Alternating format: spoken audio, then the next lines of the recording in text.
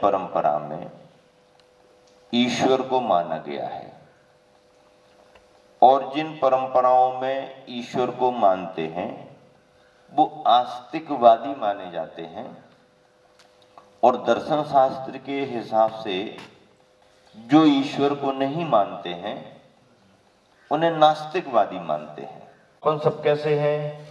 ईश्वर को मानते हैं, लेकिन ईश्वर को मानते हुए भी ईश्वर को एक शुद्ध और सुनिश्चित स्वरूप में मानते हैं। ईश्वर कौन बनता है? संसारी भव्यात्माओं में से जो अपने पुरुषार्थ को जगा करके अपनी आत्मा को शुद्ध और विशुद्ध बना लेते हैं। सिद्धांततः जो घातीय कर्मों को नष्ट और जो अघातीय कर्मों को भी नष्ट कर देते हैं वो सिद्ध परमात्मा बन जाते हैं। ईश्वरीय मान्यताओं में हमने भगवान के दो दृश्य हैं, अरूपी हैं, दिखाई नहीं देते हैं, लोक के अग्रभाग पर जाकर के विराजमान है, लेकिन अनंत परमात्मा शरीर सहित होने से हमारे को समझते हैं, अपनी जिज्ञासाओं का समाधान करते हैं, मोक्ष मार्ग का उपदेश प्राप्त करते हैं, भव भवांतर उनके ज्ञान से हमारे लिए प्राप्त होते हैं, समझ में आते हैं। ये हमारे यहाँ ईश्वर की मान्यता से अपनी भूमिका है। ईश्वरीय अवधारणा में हमने भगवान को सृष्टि के कर्ता के रूप में नहीं माना। क्यों नहीं माना? क्योंकि उनके द्वारा ही सब कुछ वो निमित्त है, परिणाम उपादान हमको अपना जगाना पड़ता है। तो ईश्वरीय अवधारणाओं में जैन मान्यताओं से हमने ईश्वर को स्वीकार किया है, ईश्वर के अस्तित्व को माना है अरहंत और सिद्ध परमात्मा के रूप में, लेकिन इन ईश्वर भगवानों को हमने संसार के कर्ता के रूप में नहीं माना, शुद्ध तत्व के रूप में माना है। एक बात। दूसरी बात, अब सृष्टि शाश्वत है।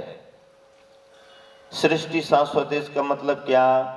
इसका मतलब यह है कि इस संसार को, सृष्टि को किसी ने बनाया नहीं। किसी ने बनाया नहीं तो किसी को इसे संभालने की जरूरत भी नहीं, और संभालने की जरूरत भी नहीं है तो बाद में इसे मिटाने की भी जरूरत नहीं। क्यों नहीं? क्योंकि जिसे बनाया जाता है उसे संभाला जाता है, और जो बना है वो कभी न कभी मिटेगा ही मिटेगा। सृष्टि को हमने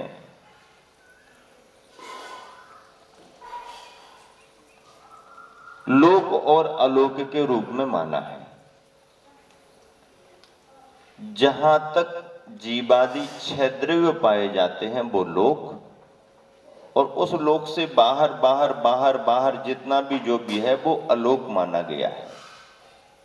अलोक में केवल आकाश तो रहता है, पर जीव, पुद्गल, धर्म, अधर्म, काल ये नहीं रहते। अलोक आकाश में ये नहीं रहते हैं। लोक आकाश में जीव, पुद्गल, धर्म, अधर्म, आकाश और काल, और इसके बाहर शुद्ध अलोक अलोक अलोक अलोक अलोक, केवल आकाश आकाश आकाश आकाश रहता है। तो ऐसे सृष्टि शाश्वत पने में न हमारे यहाँ पर सृष्टि को बनाने के लिए किसी ब्रह्मा रचनाकार की कल्पना है।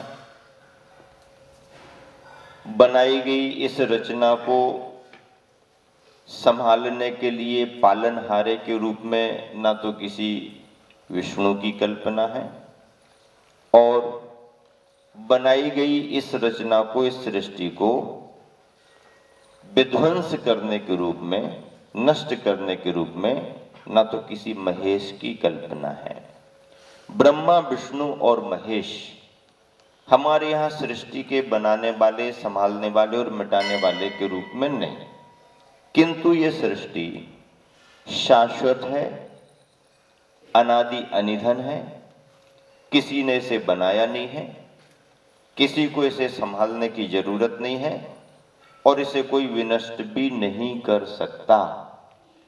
इसी का मतलब है जैन मान्यता के अनुसार सृष्टि शाश्वत है।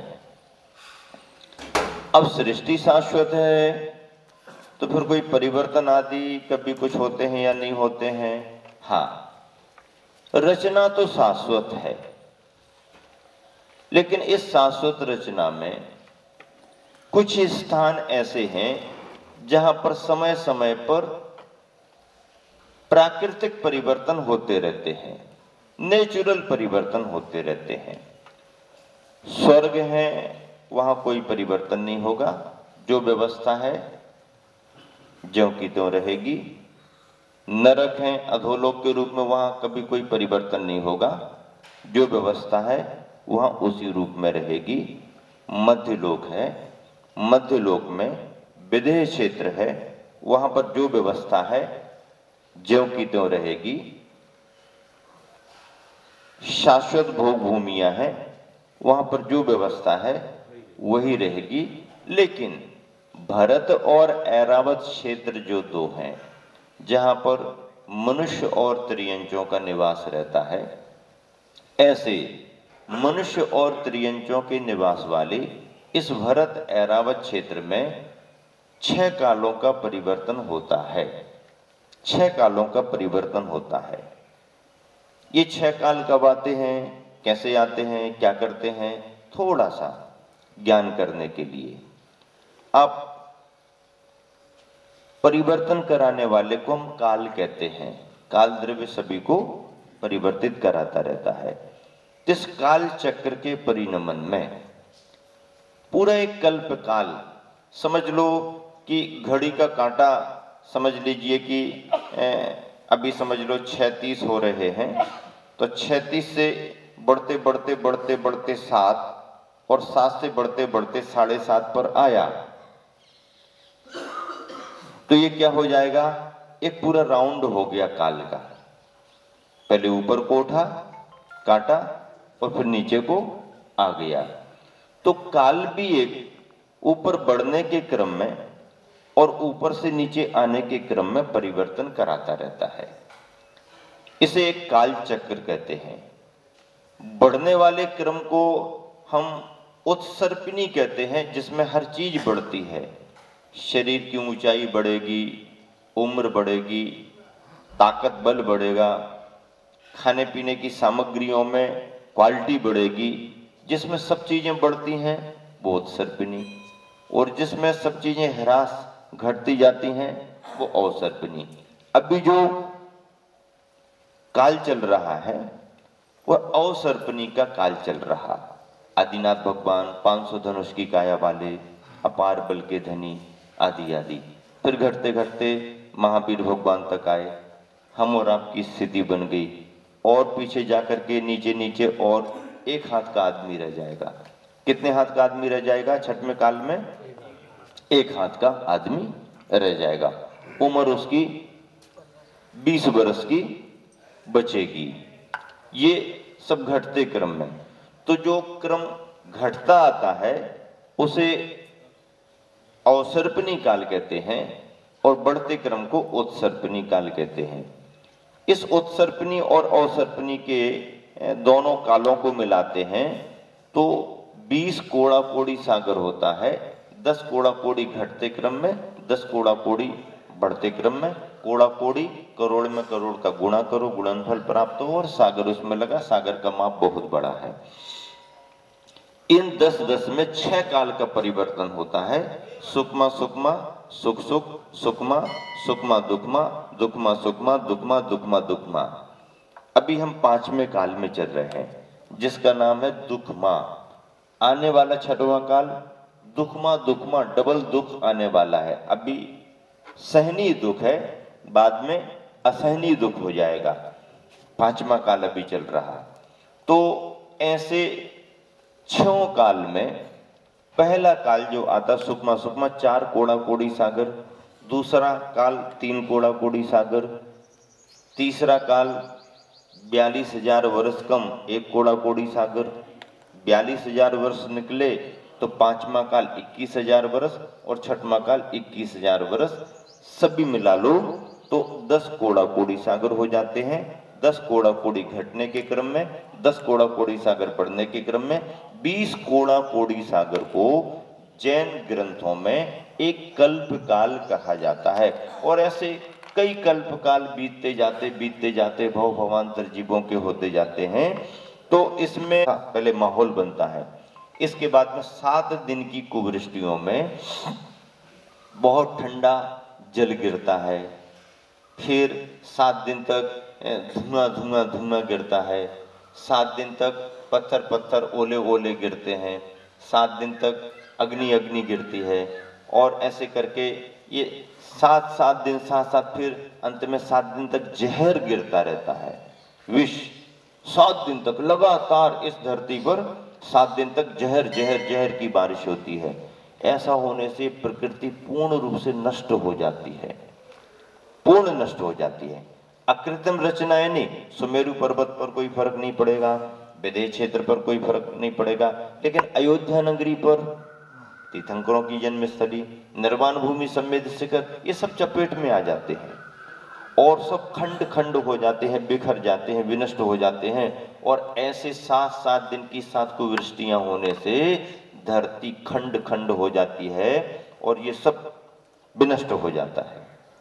फिर इन 49 दिनों के बाद में 7 दिन की 7 सुवृष्टियां होती हैं, जिसमें सामान्य जल 7 दिन गिरता है, फिर 7 दिन तक मधुर मीठा जल, 7 दिन तक दूध, 7 दिन तक अमृत, 7 दिन तक रस, औषधियाँ वगैरह 7 दिन की गिरती रहती हैं। तो ऐसे 7 दिन के गिरने से प्रकृति में पुनः पूर्व रूप आ जाता है। जहाँ जो पहाड़ पर्वत बने, जहाँ पर जो नदी नाले बने, पेड़ पौधे धीरे धीरे अंकुरित होने लगते हैं। तो ऐसा करते करते 49 दिनों में 7 दिन की सुवृष्टियों से बराबर प्रकृति अंकुरित होने लगती है, हरी भरी होने लगती है और सारे जीव तो नष्ट हो जाते हैं। लेकिन उस प्रलय के काल में 72 जोड़े अपने पुरुषार्थ से गुफाओं में, विजयार्थ की गुफाओं में छिप जाते हैं, अथवा कोई विद्याधर, कोई देव आकर के दयावश उनको उठा करके ले जाके कहीं छिपा देते हैं, तो वो जीव बच जाते हैं। फिर जब ये 49 दिन की सुवृष्टियां होती हैं और थोड़े से शीतल समीर हवा वगैरह बहने लगती है, तो वो सभी जीव निकल करके बाहर आ जाते हैं और उन जीवों के संचार से इस प्रकृति में फिर प्राणी जगत की वृद्धि होती है। पशु बढ़ते हैं, पक्षी बढ़ते हैं, मनुष्य बढ़ते हैं। मतलब हमारा तुम्हारा इतिहास यदि देखें तो वही जोड़े जो अपने भाग्य पुरुषार्थ से बच गए उनसे चले हैं। अब किसका वंश कहाँ किसके साथ जुड़ेगा वो अपन को ख्याल में लाना है। कहाँ हमारी वंशावली जाएगी कुछ पता नहीं है। उन्हीं 72 जोड़ों से और थोड़े से जीव जो भी अपने पुरुषार्थ से बच जाते हैं उनसे ही इस सृष्टि का पुनः विकास या वृद्धि मानते हैं। इस तरह से इस मान्यता के अनुसार, इस व्यवस्था के अनुसार हम सृष्टि के प्रलय को और सृजन को कह सकते हैं। प्रकृति का, सृष्टि का प्रलय हुआ और सृष्टि का सृजन हुआ, लेकिन इसमें किसी ब्रह्मा विष्णु महेश की कोई जरूरत नहीं है। ये परिवर्तन नैसर्गिक है, नेचुरल है, प्राकृतिक है। इसमें आगे पीछे हम नहीं कर सकते। 49 दिन को हम बढ़ा नहीं सकते हैं, घटा भी नहीं सकते हैं। जो शाश्वत व्यवस्था है अपरिवर्तनीय होती है, यही सृष्टि का शाश्वतपना जैन मान्यता के अनुसार माना गया है। अब इसी के साथ में इन सुवृष्टियों के 49 दिनों में जब सुवृष्टियां पूर्ण होती हैं और 49वां दिन पूरा होता है, तो अगला दिन जो आता है वो भाद्रपद के शुक्ल पक्ष की पंचमी, जहां से पर्यूषण प्रारंभ होता है, वो पहला दिन सृजन का, शुभ प्रभात का, नव प्रभात का, आनंद का, सुख शांति का पहला दिन आता है। तो फिर उसी में हम उस वर्ष के उस माह के पर्युषण को 10 लक्षणों को अच्छे तरीके से मनाते हैं। सृष्टि शाश्वत है, 6 कालों का परिवर्तन, प्रलय और सृजन की बात आपके बीच में रखी। अब तीसरा बिंदु है जीवों को सुख दुख कर्म कृत। देखो अपन सभी को देखते हैं, देश दुनिया की जानकारियां अपन रखते हैं। कोई बहुत अमीर है, कोई बहुत गरीब है। अमीर होकर के भी बीमारी से दुखी है, गरीब होकर के भी भला चंगा स्वस्थ है। एक के लिए दाल रोटी भी नहीं पच पा रही है, एक को यदि मिल जाए तो पत्थर पचाने की भी क्षमता है, लेकिन रोटी नहीं मिल पा रही है। पत्थर पचाने के लिए उसके पास में डाइजेशन अच्छा है, लेकिन नसीब नहीं है रोटी। और एक अरबपति खरबपति है, नौकर चाकर खूब ज्यादा ले रहे हैं, लेकिन उसके नसीब में दाल रोटी भी ठीक ठाक नहीं है। तो ये सभी अंतर क्यों देखा जाता है? जीव दुखी हो रहा है तो किसके द्वारा, सुखी हो रहा है तो किसके द्वारा? बाहर से अच्छे और बुरे में कोई निमित्त बन सकता है, किसी का भला करने का भाव कर सकता है, प्रयास कर सकता है, अनिष्ट करने का भाव कर सकता है, बुरा करने का प्रयास कर सकता है, लेकिन होगा तो उसके अपने भाग्य से, अपने कर्म से। यदि उसका भाग्य जोरदार है तो आप उसे समुद्र में भी डुबो दो तो वो निकल करके आ जाएगा। और यदि कर्म उसका तीव्रता में अशुभ कर्म के रूप में आ गया है तो सामान्य से हंसी मजाक करते हुए भी आपने हाथ लगा दिया तो हो सकता वो वहीं पर आपको ही लगे यार मैंने तो ऐसा सोचा ही नहीं था, ये तो ऐसा हो गया, कुछ ज्यादा किया ही नहीं। निमित्त बन सकते हो, अच्छे में भी बुरे में भी। हम और आप निमित्त बन सकते हैं किसी के भी अच्छे बुरे में, लेकिन हम उसके अच्छे बुरे के कर्ता ही हैं, हमारे द्वारा ही वो सब होगा ऐसा होता भी नहीं है, और ऐसी मान्यता भी नहीं रखना। फिर अच्छा बुरा होता कैसे है? तो अच्छा बुरा होता है हमारे कर्म से। कर्म क्या कराता है? कर्म हमारे लिए असुविधाएं भी देता है, सुविधाएं भी देता है, दुख की सामग्री भी देता है, सुख की सामग्री भी देता है, संसार में दीन दरिद्री भी बना देता है, और संसार में राजा सम्राट भी बना देता है। कर्म का अंतर बहुत है। जिंदगी भर जिनके जीवन में राग रंग रहा, वैभव रहा, सुख रहा, उनको भी जन्म के समय कोई गीत गाने वाले नहीं मिले। जन्म हो गया है, गीत गाने वाले नहीं मिले।